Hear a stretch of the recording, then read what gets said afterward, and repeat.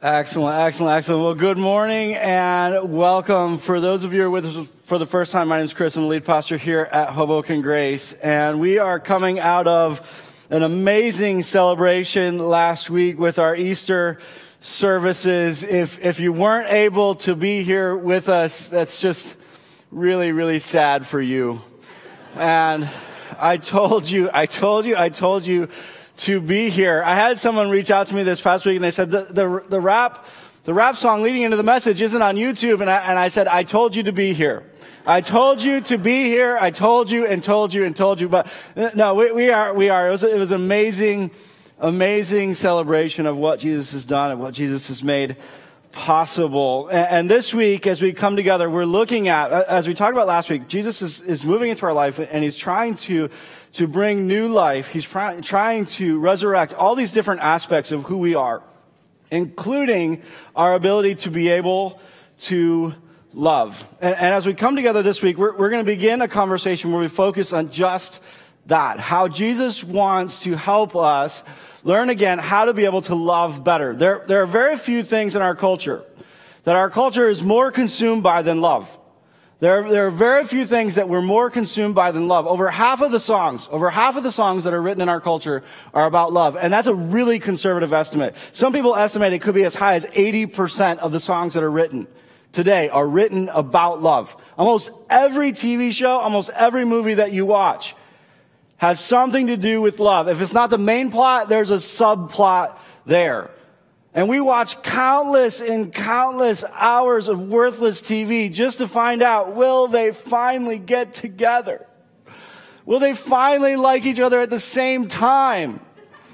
It's everywhere. It's all around us. And at first when you hear that, you'd be tempted to think, man, we've made way too big a deal. We have made way too big a deal of this love thing. But it's interesting. It's interesting when you come to the teachings of Jesus. Jesus says some pretty amazing things about love. And those that Jesus taught, his disciples, they say some pretty powerful things about love.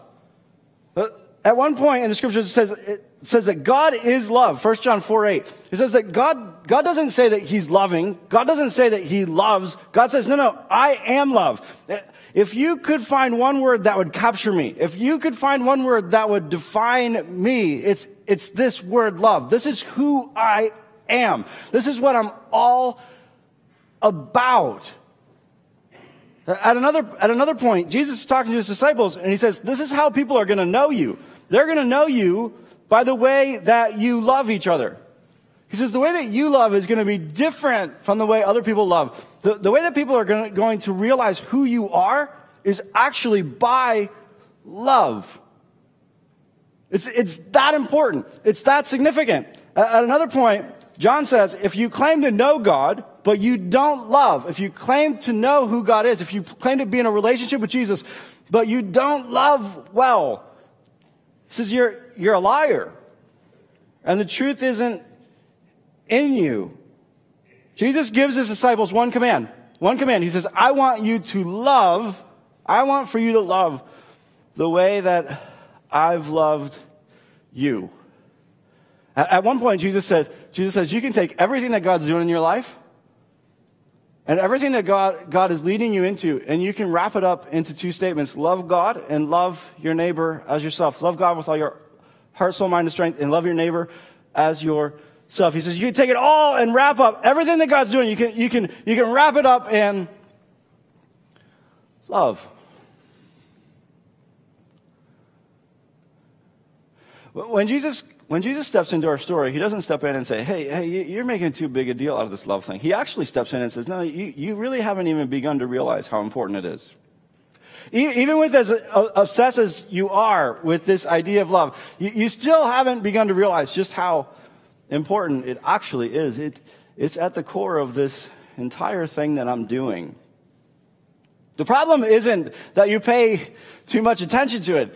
He says the problem is you're just not very good at it. The problem isn't that you're too focused on it. He said the problem is you just don't really understand it very well.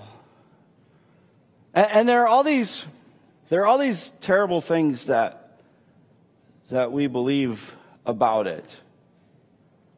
One of the worst things that we believe about love, one of the worst things that we believe about love is that it's supposed to come natural. If you wanted to become a cashier at Best Buy, which I know so many of you dream of being, if you wanted to become a cashier at Best Buy, you'd have to go through more training than most of you did to get married. You would. We spend countless hours of our life training to be productive in the workforce. We spend countless hours of our life training to do what we're going to do professionally. And we spend almost no time learning how to be able to love. We spend almost no time in training in how to be able to love well. Almost none. Why? Because we think it's supposed to come natural. We think you're just supposed to understand it. You're supposed to just pick that up from your parents. For most of us, that's a terrifying idea. Terrifying idea. But we are. You're just supposed to know. Which is why for so many of us, we never actually ask for help when it comes to this. So often I have couples walk into my office and they share with me their story. And I think to myself, I could have helped you 5 years ago. I could have helped you 3 years ago. But we have this idea that you're just supposed to know. You're just supposed to figure it out. And so we don't ask for help until it's so far gone. We see it inside of our dinner groups. Over and over again, when couples actually begin to talk about the problems that they're having, it's usually introduced with, we're getting a divorce. And it's gone so far that it's almost impossible to be able to resolve what's happened.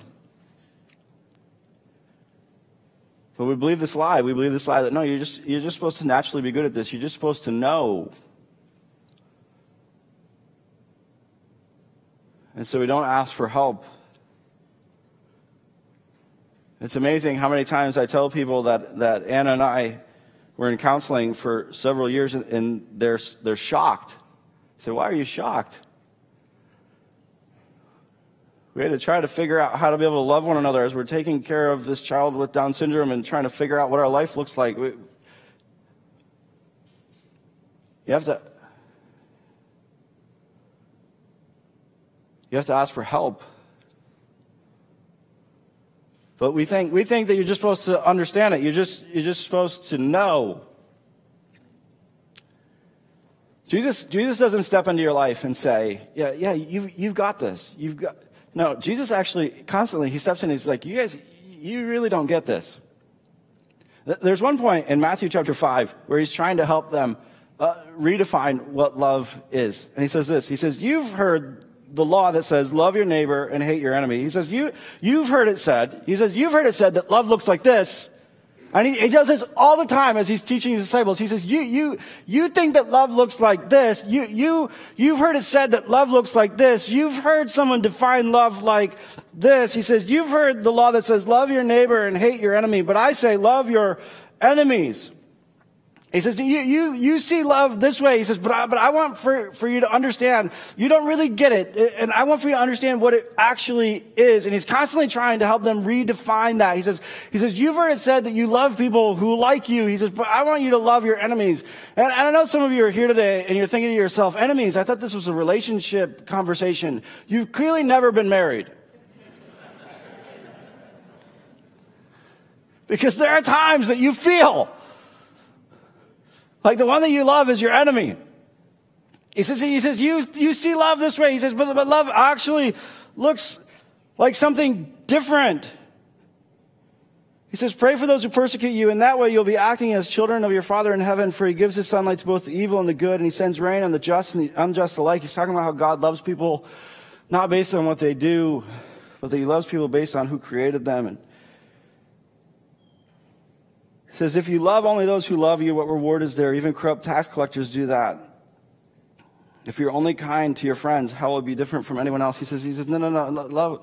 Love is different than what you think.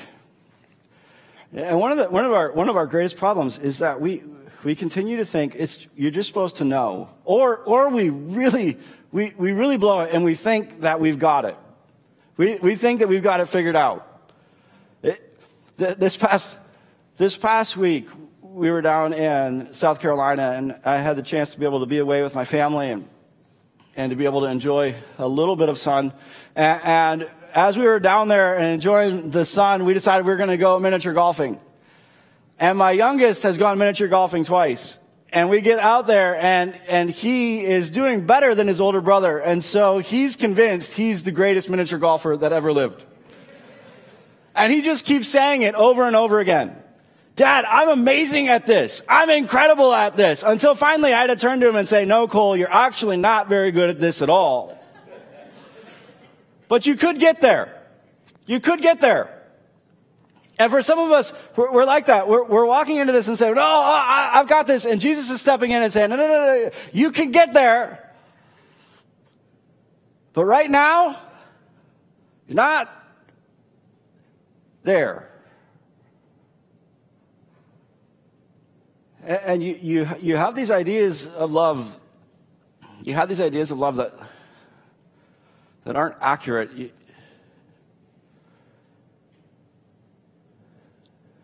And one of the first things, and you see it, if you ever read through, this is really important for you to understand as you're reading through, especially the story of Jesus, and you're reading through the words of Jesus.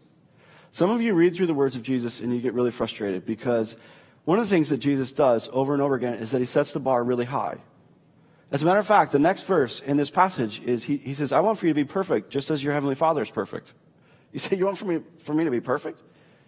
What do you mean you want for me to be perfect? And there are times where Jesus is constantly, he's raising the bar, raising the bar, raising the bar, raising the bar. One of the things that you need to understand about what Jesus is doing in those moments is he's not saying, okay, I'm going to love you only if you get it right. What he's trying to say and what he's trying to help you to realize is, listen, I don't have it together. He's trying to get them to the point where they realize I need a savior. I need someone to save me because I can't do it. And one of the things that he's trying to do in our life when it comes to love is get us to the point where we realize, well, I don't have this. When we realize that we need help. When we realize it's not just going to come natural. When we realize that we need him to speak into our life, that we need someone to teach us, that we need someone to train us, that we need someone to help us to understand love for what it actually is. And you see him constantly raising the bar like that in order to be able to help us to understand, no, God, we need for you to speak into our lives as it pertains to love. Because I don't get it. One of the first steps to recovery in every area of life is to admit that you have a problem. And one of the things that Jesus wants to do in your life is to be able to help you to understand, no, you have a problem. Not because he's going to leave you there, but because he wants to take you somewhere. Not so that you feel bad about where you are, but so that he can actually lead you to where he intended for you to be, so that he can, as we talked about last week, so that he can create in you again. But that can't happen unless you admit that you have a problem, unless you admit that, no, I don't actually understand this love thing. It's not just going to happen to me naturally. I need to learn. I need to grow when it comes to love.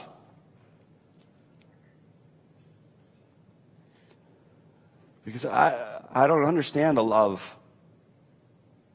I don't understand a love that works with my enemies as well as it does with my friends.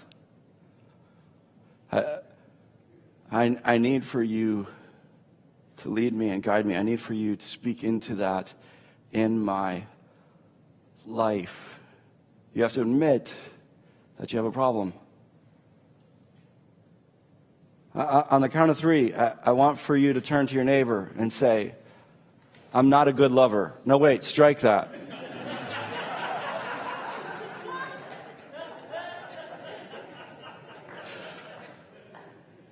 Turn to your neighbor and say, I'm not good at loving.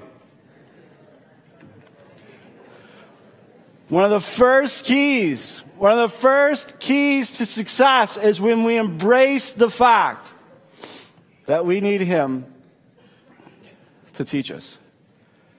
That we need him to speak into our lives, for him to recreate in us the ability to love.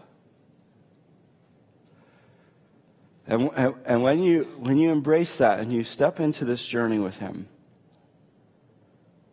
when you embrace the fact that, no, I need for you to teach me.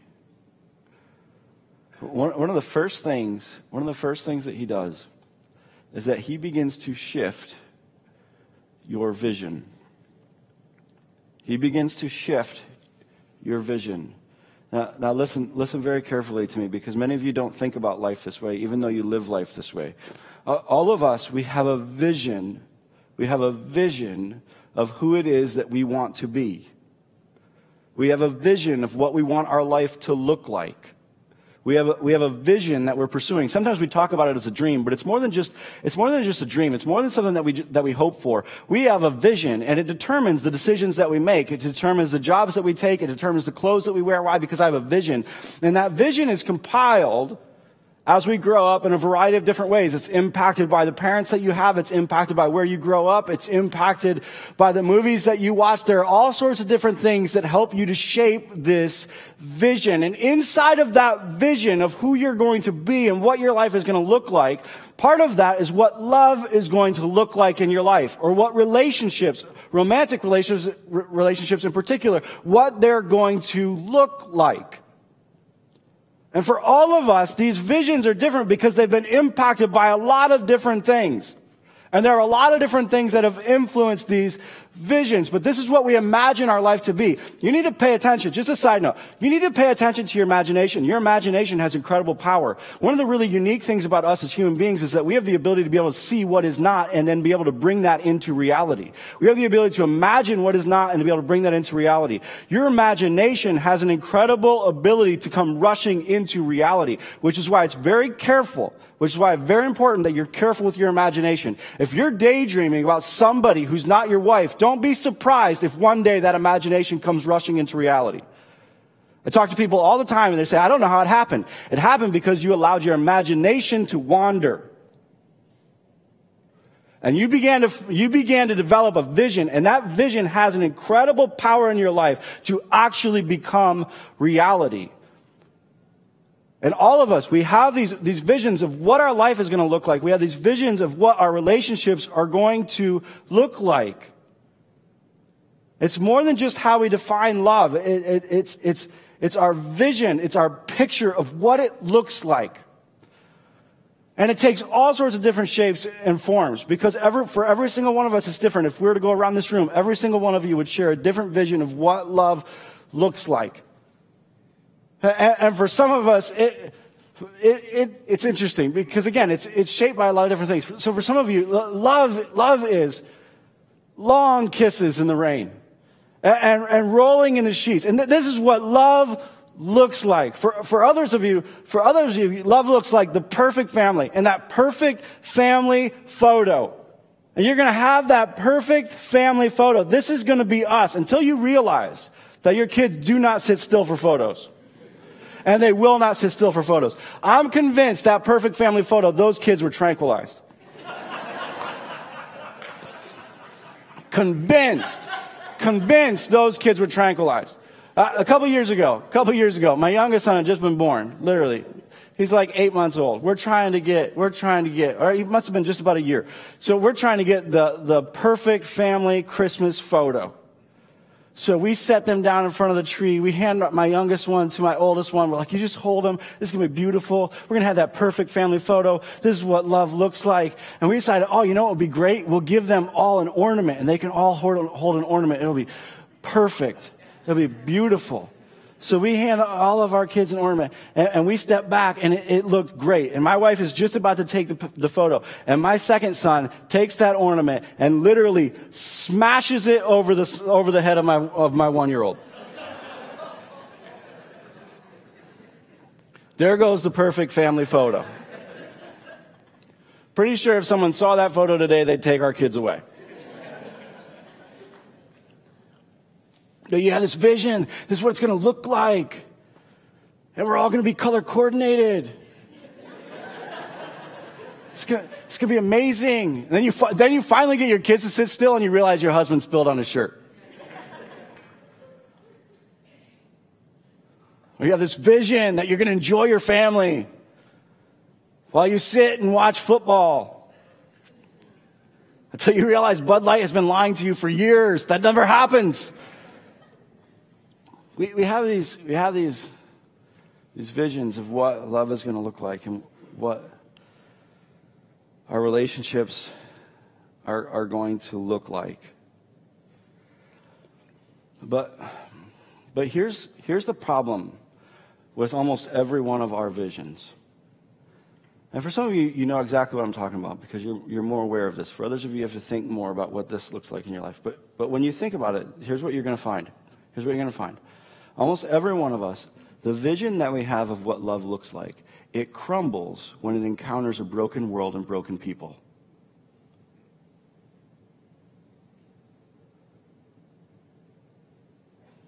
It crumbles when it encounters a broken world and broken people. And you find yourself thinking, I need new people. You find yourself thinking, I need different kids. How did I get this devil child? How did this happen?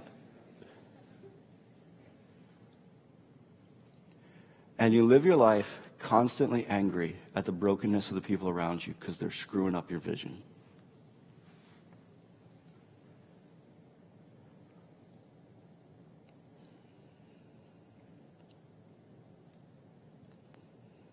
And you're frustrated and you're angry. You're disappointed with the brokenness of the world around you because they're screwing up your vision.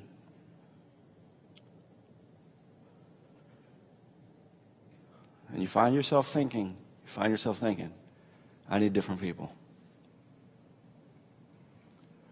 But here's the thing, your vision doesn't work when it encounters the brokenness of the world and broken people. And you can't escape it. You can change people all you want. Doesn't matter. We're all broken.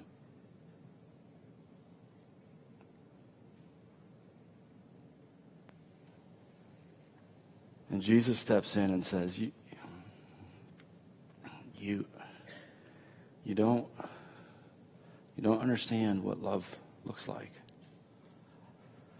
Love doesn't just work with your friends. Love doesn't just work when things are going well.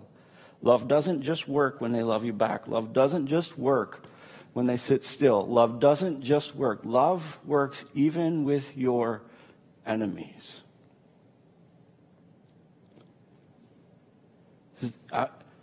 I want to introduce you to an entirely new idea of what love looks like. But he doesn't just want to do it. He doesn't just want to do it with words. He wants to give you a new vision. He wants to give you a new picture. He wants to give you a new dream. So he doesn't just step into his disciples' life and say, no, I want for you to understand love looks like loving your enemies. No, he doesn't just talk about it. One of the most powerful things that Jesus does when he goes to that cross is he gives you a new vision.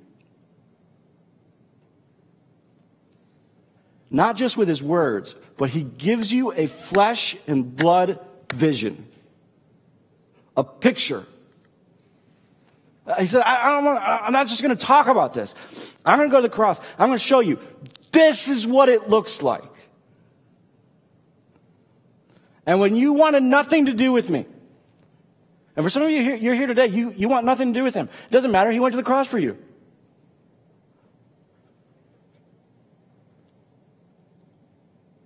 He went to that cross for you. And he says, I don't care if you're for me or against me. I'm going to that cross for you. Whether you follow me or you walk away from me, I'm going to that cross for you.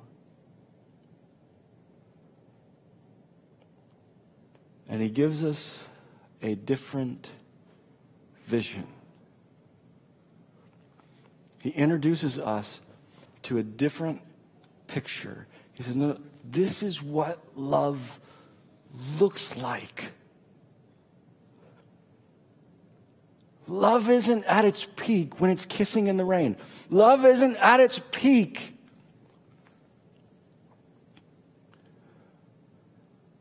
when everyone is for you.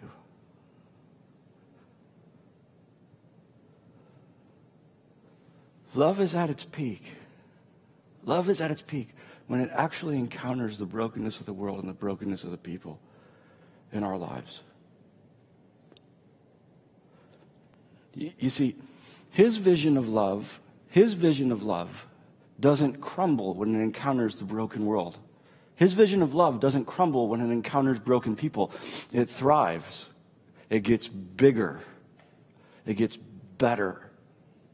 And he said, no. This is what it looks like. Now, the problem is, for many of us, we don't have very many physical things to look at to see this. We don't have very many physical stories to look at to see this. But the truth is, historically, we've seen them. We know what this looks like. And there's something inside of us that knows, no, that's greater love. That's greater love. This past week, we remembered Dr. King and what he did. There's a reason why we continue to remember him, because he's someone who fought for what was right, knowing that bullet was coming. He knew it was coming.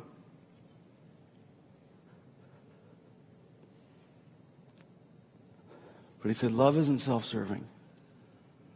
Love at its peak. Love at its peak is selfless and sacrificial. Love at its greatest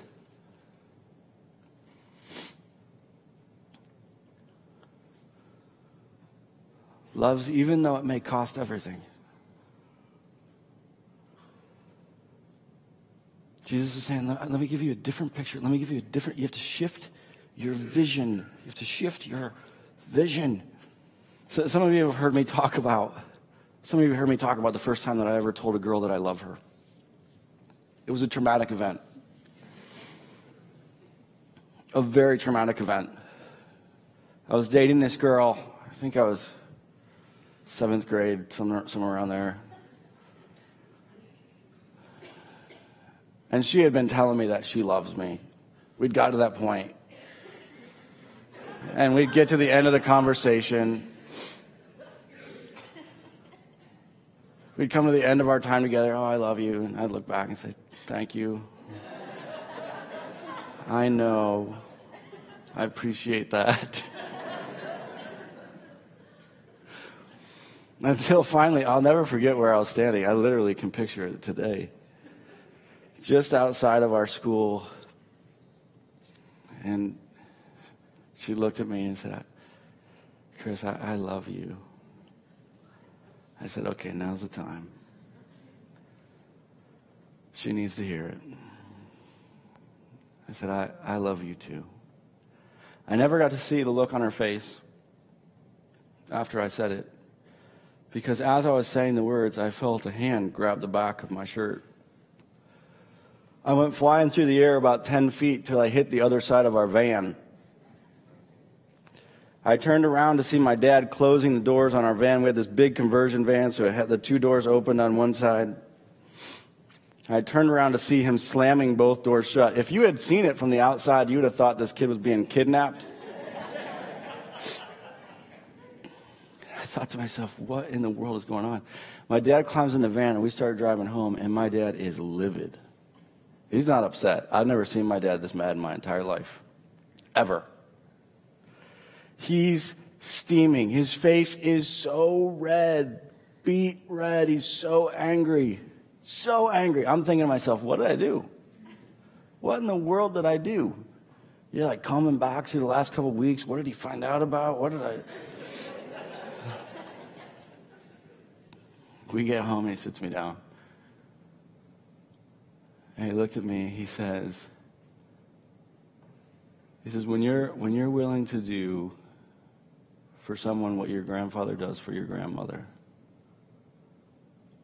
you can tell them that you love them. My entire life, my grandfather had gotten up every morning, gotten my grandmother out of bed. She had MS. It was too painful for them to sleep together. He'd gotten her up out of bed, gotten her ready in the morning, fed her breakfast, went to work, come back, do the same for lunch, go back, come back in the evening, spend the time together, get her ready for bed, put her back in bed. I never saw my grandmother walk. My entire life. That was my grandfather's life.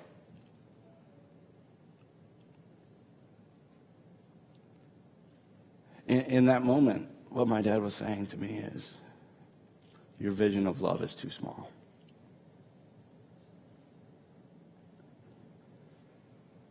You need a bigger vision. You need a bigger vision. Jesus is stepping into your life and my life. And he's saying, your vision's too small. Your vision's too small. And it's not going to hold up. It's not going to hold up when it encounters the brokenness of this world and the brokenness of the people around you. But if you'll follow me, I can show you a bigger love, a better love, a love that at the core of who you are, you know, is what you actually want. It's what you actually crave. It's what you were actually created for. For the next couple weeks, what we're going to do is we're going to look at how Jesus reshapes the vision that we have of what love looks like. But here's the great thing. Here's the great thing about what Jesus is calling us into. Because your vision of love, you don't really know how to do that. You don't know how to create that. Most of us live as victims of love. And so we talk about falling into and falling. Love like happens to us. Jesus' vision of love doesn't happen to us. It happens to the world around us through us. Listen, most of you live as a victim of love. And so when you fall out of love with someone, you have no idea what to do about it. How do you recreate that kiss in the rain? It starts raining out. Hey, let's go. I don't want to get wet. This is weird. What's wrong with you? You have no idea how to be able to do it. Love to you is mystical and magical. There's nothing practical about it. The vision that Jesus has for love is not something that happens to you. It's something that happens to the world through you. And it's incredibly practical. You notice in that passage where he's talking to them about love, it doesn't have to do with how they feel. It has to do with what they're doing. You see, for us, love is a feeling that moves us to action. To God, love is action that impacts how we feel. Let me just say that one more time. To us, love is a feeling that moves us to act. And so we're waiting for the feeling. We're a victim of the feeling. We have no idea how to be able to actually create that or change that. And sometimes we think it'll be easier to find it with her than with her. And it leads us in all sorts of destructive decisions. For us, love is a feeling that moves us to act. To God, love is an action that impacts our feeling. Which is why Jesus says, I don't care where your marriage is, I can fix it. Which is why Jesus says, I don't care what your past is as it pertains to love. I can teach you what this really looks like. But you have to admit, I don't understand it. I need you to teach me. You have to let go of those visions that aren't going to hold up. And allow him to begin to reshape what love looks like to you and to me. Allow him to call you to something bigger, to something better. And allow him to teach you how to practically do that in the lives of the people around you.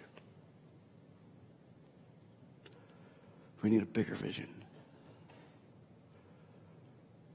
And if you let him, he can lead you to it. Will you pray with me? Father, I thank you that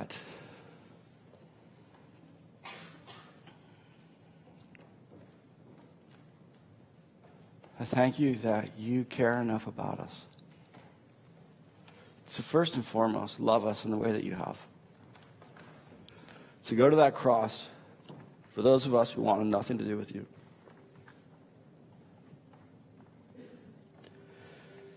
To not just talk to us about what it means to love your enemies, but to demonstrate it to us with the way in which you loved us.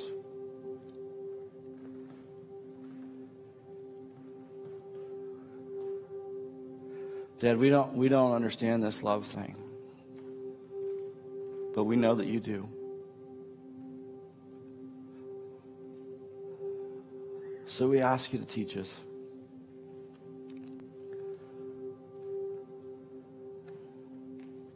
Help us to love better.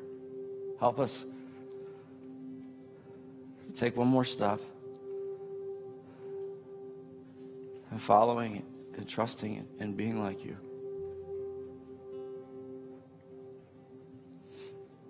Some of you are here today and you've wanted nothing to do with God because you didn't know that God loved you this way. I want to invite you to journey with us for the next couple weeks. To see the vision of love that he's not only taught us, but that he's shown us. The love that he has for you. The love that he wants for you to know. Father, I thank you for how you've loved every single person in this room, every single person watching online, every single person who's going to listen.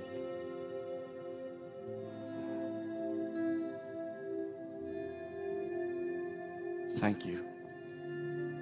In Jesus' name.